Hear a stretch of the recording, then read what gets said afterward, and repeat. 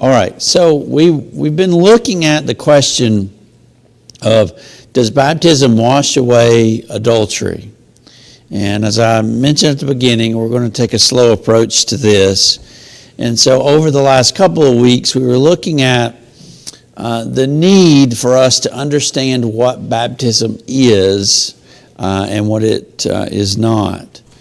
And so we spent a couple weeks looking at that, and so I invite you to go back if you weren't able to be here to look at those studies as far as baptism goes. But as we think about it, baptism is our way into Christ, it's our way into the church, it's our way into forgiveness, and it is the way in which our sins are washed away. If you go to 1 Corinthians 6, verse 9 and following, 9 and 10, he has a long list of some sins that were being committed formerly by the Corinthian Christians.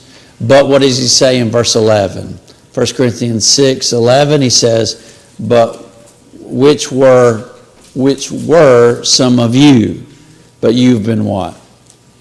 You've been washed, referring back to their baptism. So in their baptism, it allowed them to attain God's forgiveness by the blood of Jesus Christ. And it's not the water, right, that washes your sin away, but it is the act of obedience, which allows us to get to Jesus, and it's his blood that washes our sins away. So, moving forward, so we need to understand baptism. We also need to understand, in answering this question, marriage. And we'll see if we can get through all of this today. But I want to look at it in a few different ways. I want to go back to the beginning. We need to understand marriage as God established it in the garden. So looking at what God said in the garden, let's go back to Genesis chapter 1 and Genesis chapter 2. These are the two texts we're going to look at for just a minute. These are fresh in my mind. We've been trying to memorize these with the boys, but in particular 26 and 27.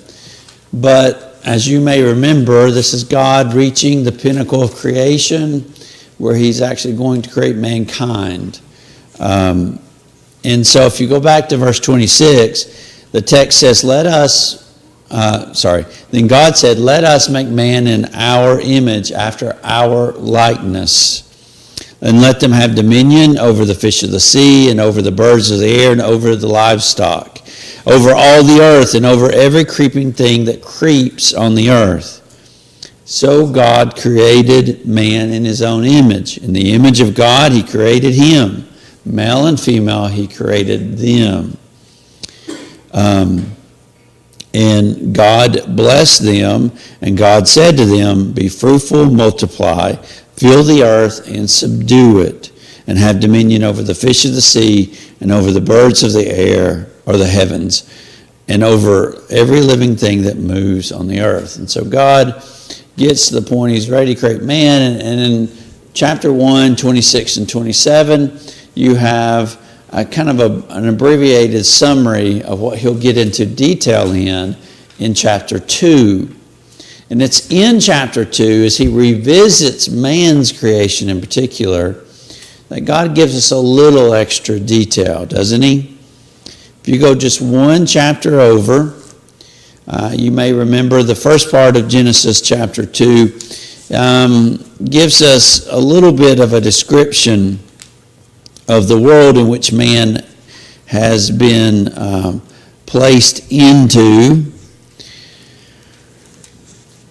And then after forming man, verse 7 says, then the Lord formed the man from the dust of the ground, and breathed into his nostrils the breath of life, and man became a living creature.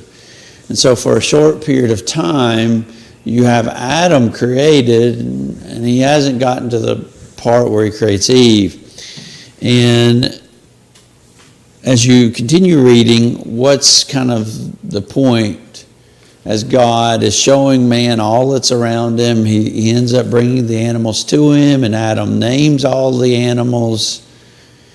But what does Adam not find in any of those animals? What?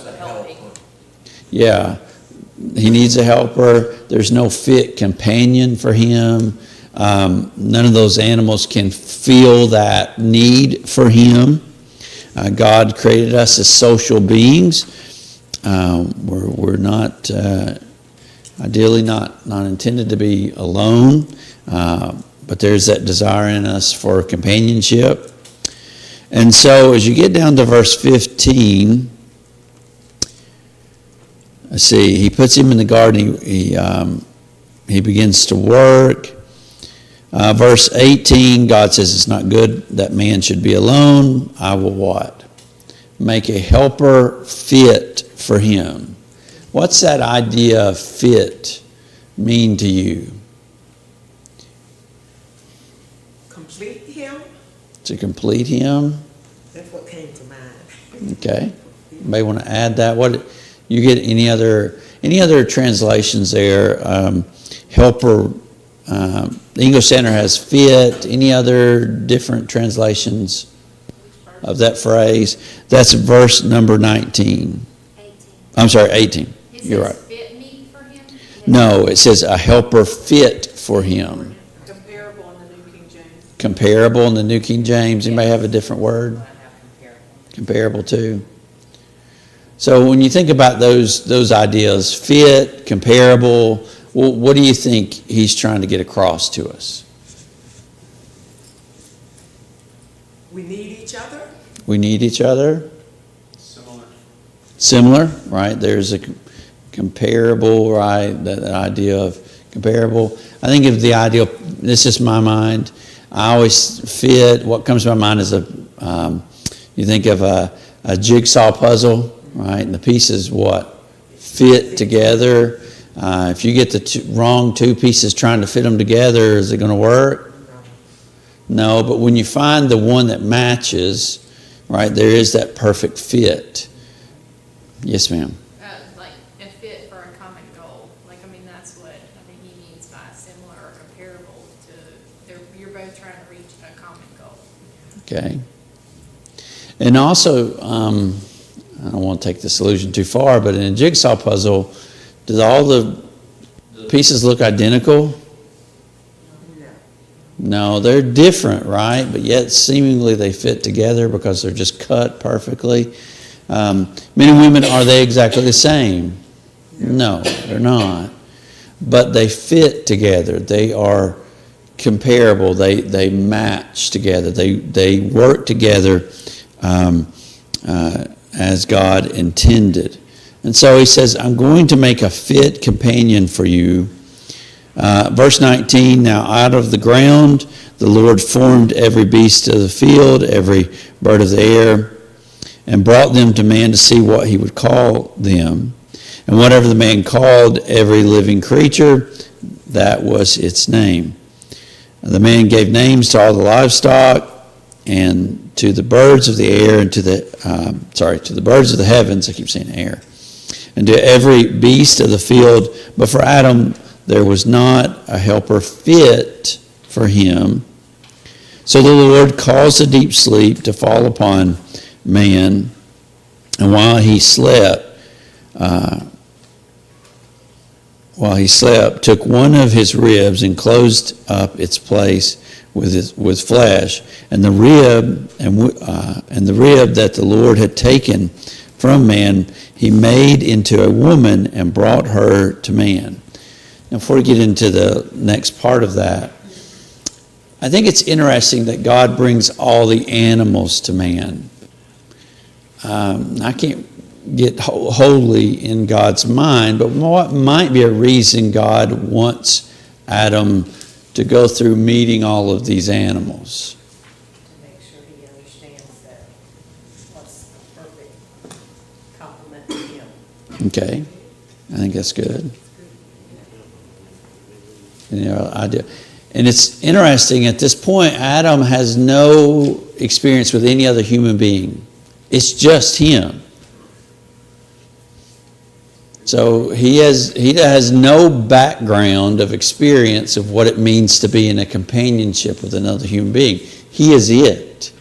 So the only experience he has thus far is with God and with God's created world. So I think that's kind of interesting. And after going through all of that, there's still something missing. And do you think it's that God doesn't understand something's missing? He wanted Adam to understand. Yeah. It's not that God lacks this understanding. I think this is for Adam's benefit, that he needs to realize there's something missing here. And so it's at that point that God then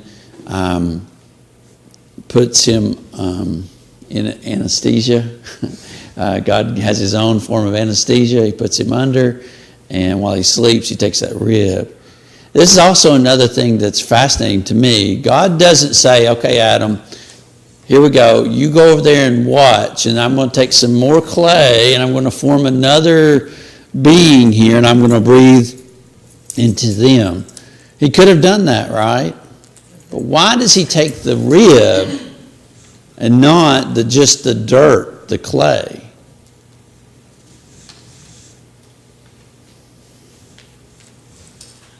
Maybe because God wanted Adam to realize how this helper that he is going to create is close to him. Okay. Brother, while I'm talking, I would just like to comment that you asked, I forgot the question that you asked, but what came to mind is God wanted Adam to build a relationship with him first. And I think that could, and the reason why I say that is this. Yes, God wanted Adam to feel that he needed someone, but he created that helper that fit for him a little later. And I'm thinking of this because for a long time, I was filling the space that God wanted to have in my life with the man, amen, okay? And church, I want to tell you, that doesn't work if God is not filling that void first. That's a If good you point. are not seeking him first, going after something else that God has created, doesn't work. Whether it's money, well, for me it was another man, you know, you got to have a man, Gina. But I realized that, and after I realized that God created me for him first, even though I came from the rib of a man, I need to fit God, put God on the throne of my life first. That's a good point. And I think one of the ideas here too is each of those, so in Adam's life, he ends up having 3 different types of relationships. Okay? So he has his relationship with Eve. They have their own unique relationship. He has another relationship with the rest of creation, which is its own kind of unique relationship. But ultimately, he has a unique relationship with God. And we have a different relationship with God than we do any of those others. It's a different one. And maybe it was, I don't know, maybe it was that God needed him to see, you need to have a relationship with me first, and then it will help those other 2 relationships in a very significant way. And you're right, animals cannot feel that relationship with God or anything else in creation, nor can a spouse feel that relationship. That's a unique need, the spouse relationship, but so is our relationship with God, and only he can feel that. Charlene and then Becky. I think that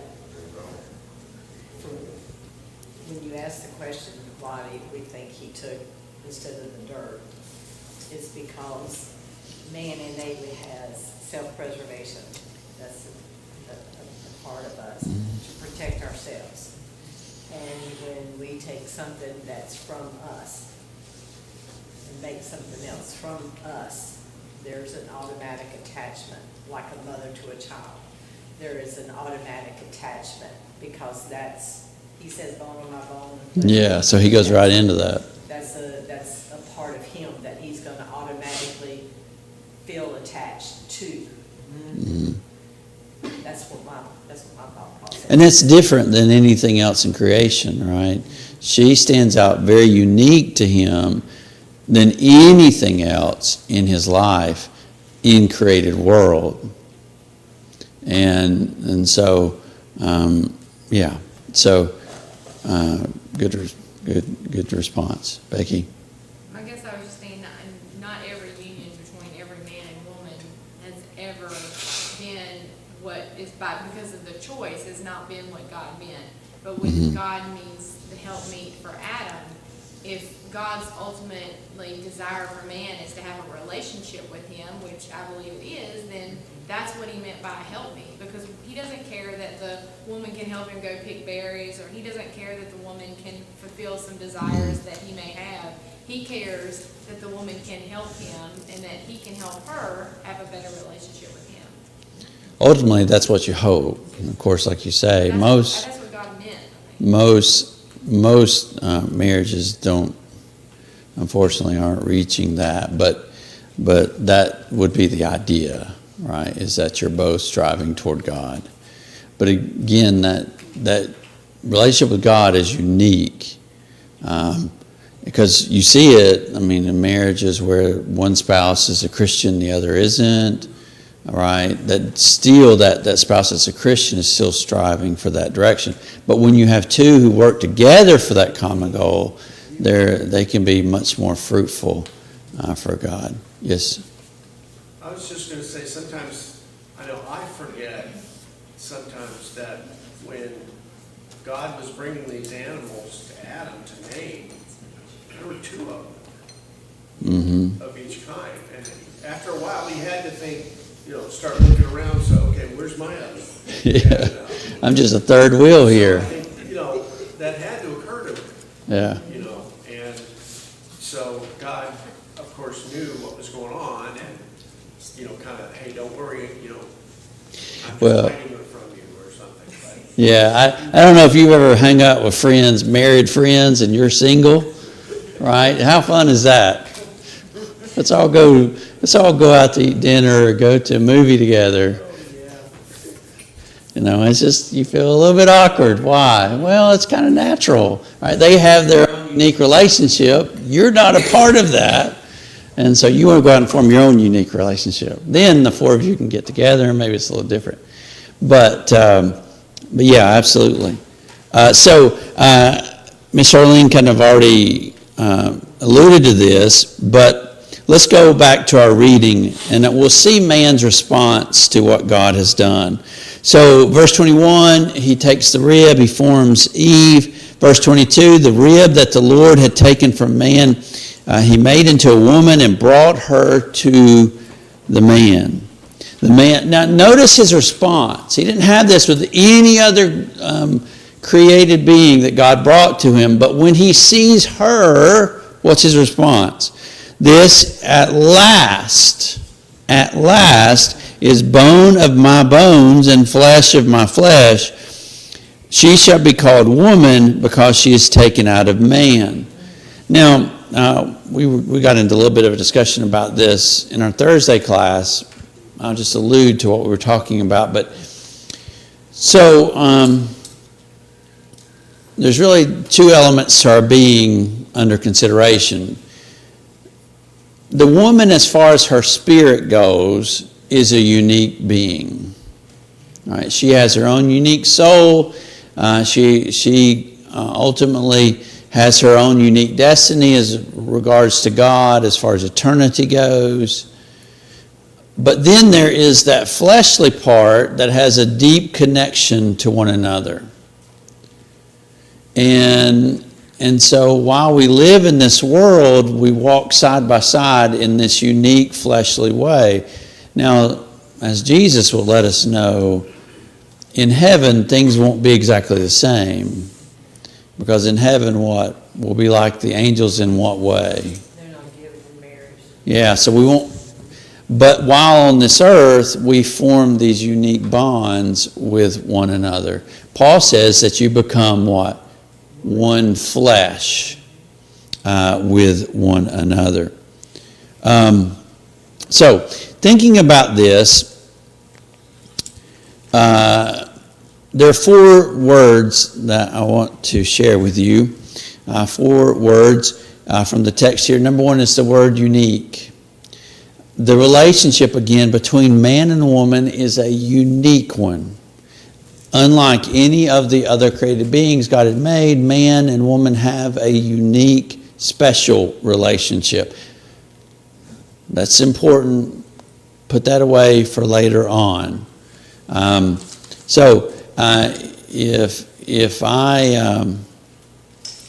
We have 2 dogs at home, and I love them both. We've had other dogs in the past.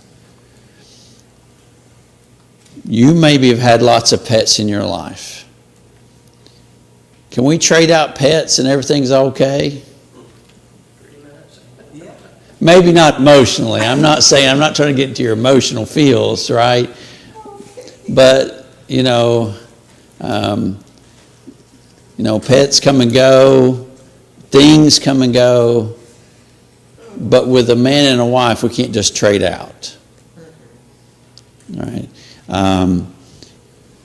Just because you don't like the one you got in the moment, you can't just go and take them back to their parents and say, here you go, I want to try somebody different. Right? That's a uniquely bonded relationship. Just keep that away. We'll come back to that idea, that concept. But number 1 is the idea of unique. Number 2 is untied. Now that may seem like, what do you mean untied? Untied to one another? What I mean is no other ties. You're not tied to any other person. Adam and Eve were tied to one another, and even more so than their children, right? Your children do not have the same tie with you that your spouse does. One day what's going to happen? They're going to move out, and for many of our children, they're going to find someone else to tie themselves to. Now, some of us get real excited when they finally get to that point and move out.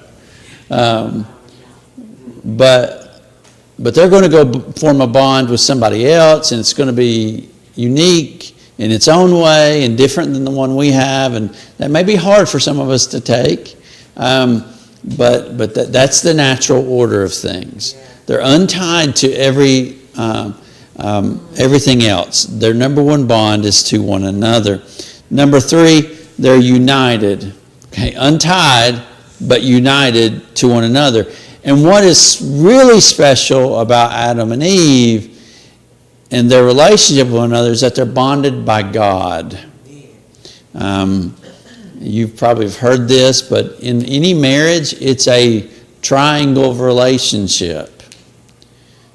You have a bonding with one another, but you also are bound by God in this marriage. Marriage is God's institution. Now, I know this gets backward in our culture, and we think marriage belongs to the government. The government does not own marriage. It did not start marriage. It did not establish it. It is not its institution. I know they give us a piece of paper and they stamp it and all that stuff. It does not belong to them. Marriage is God's institution, and God gets to establish the rules for it and the way it is bonded. And then finally, unit. They are one flesh. They are bound together as one. What did Adam say when he saw Eve? This is what? Bone of my bone, flesh of my flesh, right? They are uniquely formed, fitted, comparable to one another. So as we look back at the garden, I think that is as God establishes His covenant. I think that those are some of the ideas that come out to me. I had a thought. You think about marriage.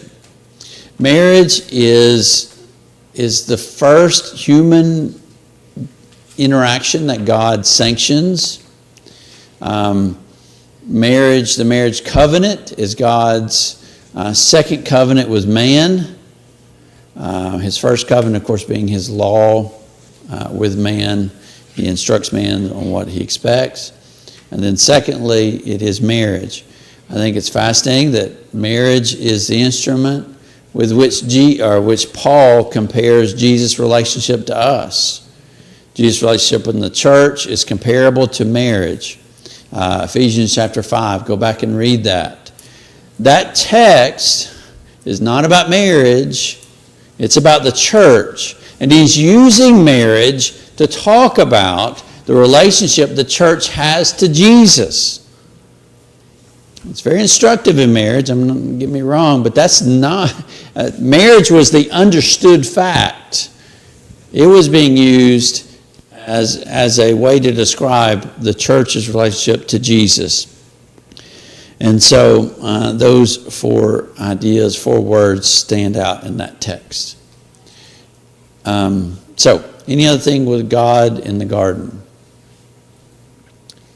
All right, let's go to the next place. Let's talk about Moses in Moab. Moses in Moab. Let's go, if you will, to Deuteronomy chapter 24. Let's understand what Moses actually has to say here. A lot of assumptions get made, maybe are not true. Moses in Moab. All right, so Deuteronomy 24 is in the context, the greater context of what is being described. The law of Moses, right? The law given by Moses, mediated by Moses from God. All right, let's go to verse 24:1. Somebody read 1 through 4, please, nice and loudly. When a man hath taken a wife and married her, and it come to pass that she find no favor in his eyes, because he hath found some uncleanness in her, then let him write her a bill of divorcement, and give it in her hand, and send her out of his house. And when she is departed out of his house, she may go and be another man's wife. And if the latter husband hate her, and write her a bill of divorcement, and giveth it in her hand, and sendeth her out of his house, or if the latter husband die, which took her to be his wife, her former husband, which sent her away, may not take her again to be his wife. After that she is defiled, for that is an abomination before the Lord, and thou shalt not cause the land to sin, which the Lord thy God giveth thee for an inheritance. Wow. Okay, so kind of tough, isn't it? Tough writing there. I think one thing that's kind of unfortunate is there's some assumptions made about this text that are not correct. Let's go back and look at the text. All right, so let's see what he says. Number one, you'll notice the word if, right? What's if entail to you? Condition. All right, it's conditional. So what's the condition under description in this text?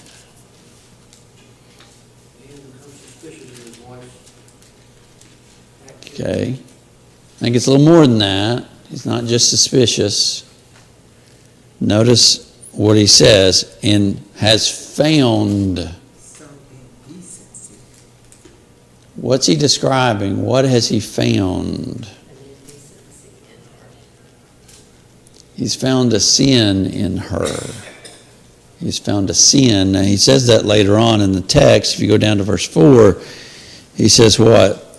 After she has been defiled. In regards to marriage, what defiles one spouse or the other? Fornication. Well, even more accurately, is adultery. You may remember that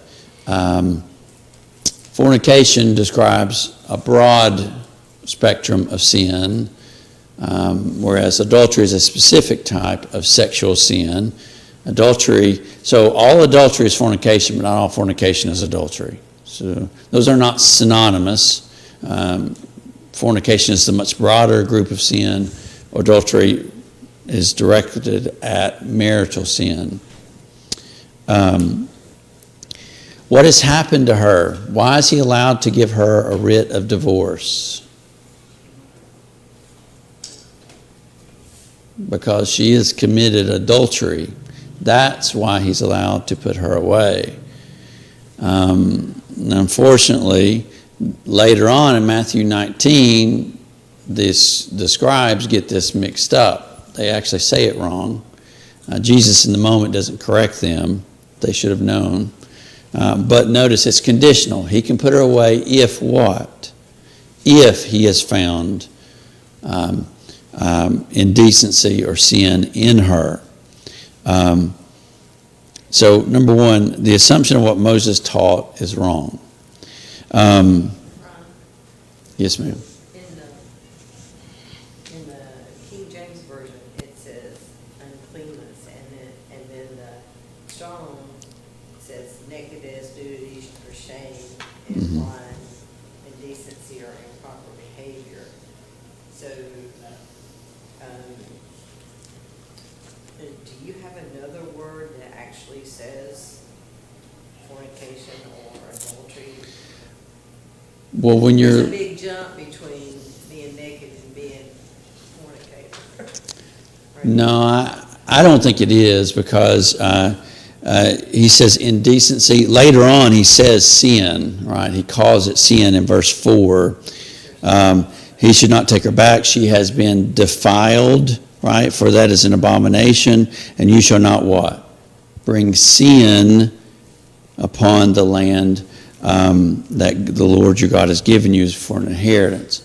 And so again, what kind of shame would she create but adultery? And so, with the first husband, right? yes. When it says the former husband, I was thinking that defiling was marrying the second husband. No, because that comes only after the writ of divorce.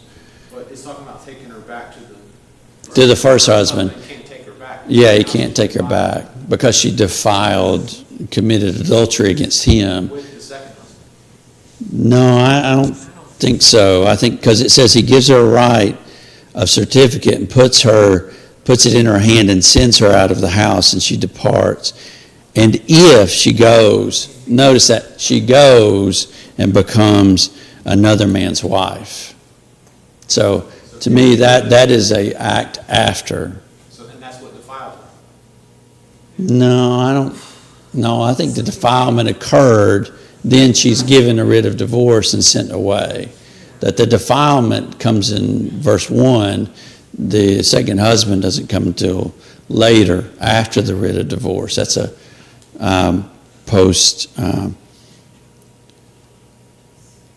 post-act. So this is saying if a wife cheats on a husband, Mm-hmm. the husband cannot take her back. That's what it's saying. If she got married, If she remarried, after she, And that's what I said. If he divorces her, he divorces her. If he divorces her, he cannot take her back. whether she remarries or not. Whether she's married or not, he cannot take her back. That's why it's so bad. Mm-hmm. okay. If you go ahead, yes, ma'am. So just the term uncleanness, I think it was written somewhere, I think Sister Charlene was asking that, is that uncleanness? What is uncleanliness? Yes. It's sin, right? Okay. And in a marriage context, what sin is under discussion? It's adultery, right? Because if she goes out and lies to her neighbor, that's a sin. Is that a cause for divorce? No. That wouldn't be a cause for divorce because he'd be in trouble too, right? We're all sinners. This is specific to marriage. When in the marriage context, what sin is specific to marriage? Adultery. So this is actually said, if the man divorces her, or even if he dies, which if the husband dies, you're certainly not married to him anymore, the first husband cannot take her back. Mm-hmm. So, and if you understand it, you disagree with my interpretation of that, you can please continue to study it. But that's after looking at it, that's my view of what's going on there. So, so you have adultery being brought into the marriage, and God giving a break to that marriage he's breaking the bonding there by allowing it by condition. Okay, so Moses' teaching is based on a series of conditions, just like you find in the New Testament. Let's go to Romans chapter 7. You also notice here Paul speaking about marriage. Romans chapter 7, verse 1.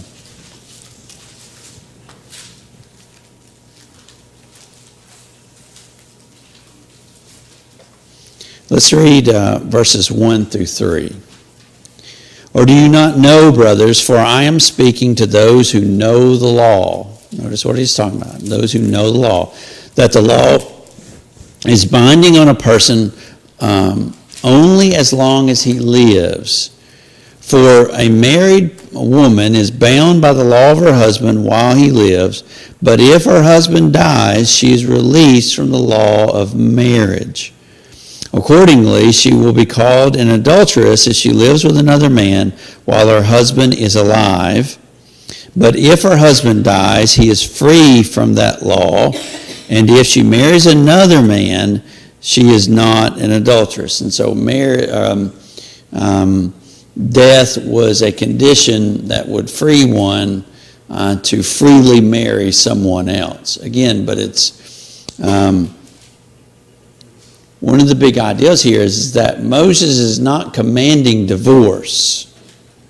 Divorce only comes as a condition of the behavior of the two spouses toward one another. And if adultery is committed, that breaks that bond so that the one who has not committed adultery is free to marry another, but the other one has to do what? It has to stay single, and is not given that right to go and marry another. But she is bound by her husband, or he is bound by her, depending on who does the committing of adultery. And so you look back at Moses. Is Moses teaching anything that's in contradiction to what God taught in Genesis chapter 2? I do not believe so. Moses is not contradicting God, which sometimes gets, I think, implied, if not taught outrightly. Yes, ma'am. But if she's the one that was the adulterer, Mm-hmm. and Moses is allowing her to be married again, how does that work? So he gives this allowance in the law of Moses for her to go. So if he's allowing for the husband to break the marriage bond with her, right? In this situation, she's committed adultery. Now, if she goes and through that, he gives her an opportunity to then go and marry another man, but she would be under the same obligation to not commit adultery again, and to form that new bond. I think the context is not saying that she's okay to marry. It's the context is, can the husband take her back? Yeah. Maybe I said that wrong. It's not giving her permission to go marry. Yeah, so go back. Go back to Deuteronomy 24. But in the same verse 2, she may go. Let's see. So he gives her the certificate of divorce, puts it in her hand, sends her out of his house, and she departs. And if she goes and goes and becomes another man's wife, is he saying that's okay? The King James doesn't say if she goes. It says she may go. If she may go, that's still conditional. The King James doesn't say if. New King James says, when she has departed from his house and goes. But does it say if she marries another? It says she may go. Mine No, says but she may can. She can go marry another. go. And period. And then it has a period. Hold on just a second. The New King James, does it have the word if in it? Not in verse 2. Let's Verse 2 see. says, when she has departed from his house and goes and becomes another man's wife. So it doesn't give any kind of indication one way or the other. Yeah, but I will read this as she getting any permission. Well, that's kind of my point is, and maybe I'm chasing that rabbit there with the word if. Yeah, I don't think that's important. I guess I'm trying to look at the word she may or can as if God is allowing it. So that's what I was just trying to look at.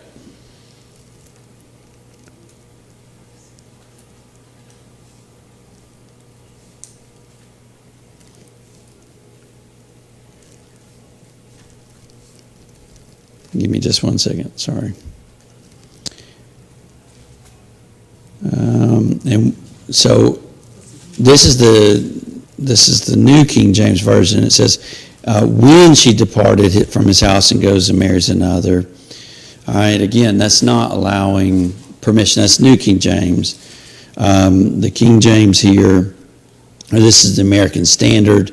It says, and when she's departed out of the house, and she may go and marry another man's wife, or be another man's wife. All right, that's the American Standard.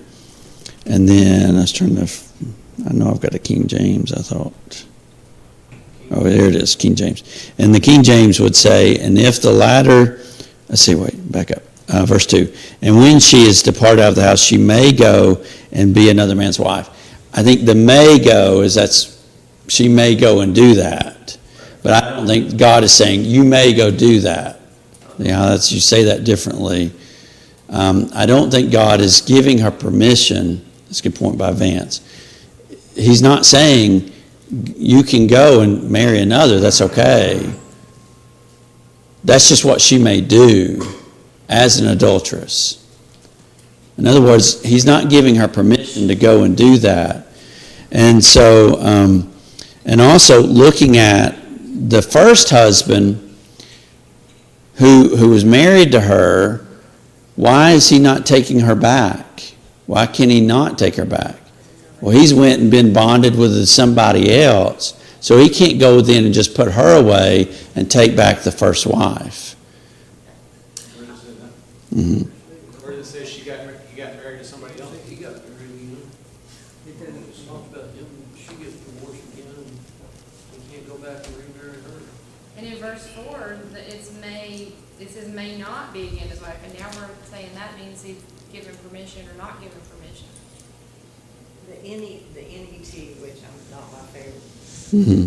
thing, but it's in verse 4, it says, her first husband who divorced her is not permitted to remarry her after she has become ritually impure. Mm-hmm. I thought that put a little bit different spin on it. In other words, she evidently was impure in their marriage, and then she went into a marriage she shouldn't have been in, which would have made the second marriage impure.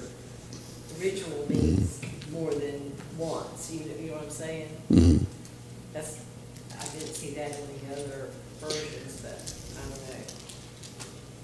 You're right. So let me back up. Let me say, all right, so I don't know what the first husband's doing.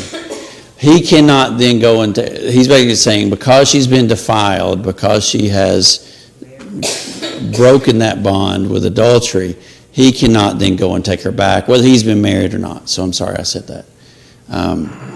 But he is not given permission by God to go and remarry her. We're early on that bell, aren't we?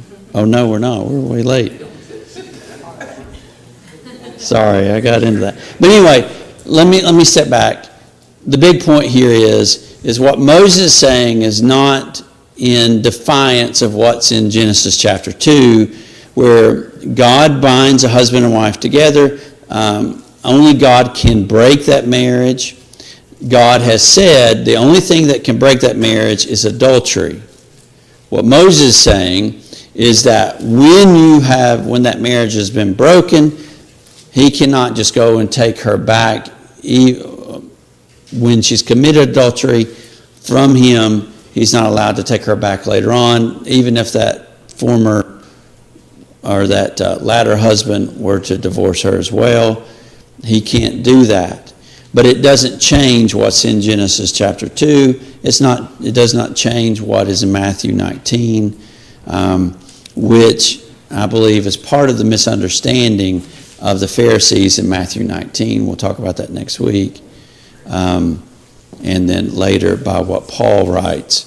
So that's the big point that I think is being taught here is there is no difference. All right, I'm way over time. Sorry about that. Good discussion. We'll come back and look at Jesus next week. Thank you. Thank you for taking the boldness to talk about this subject. There's a lot of So thank you for taking the Oh, you're welcome. I'm serious. Well, thank you, sister.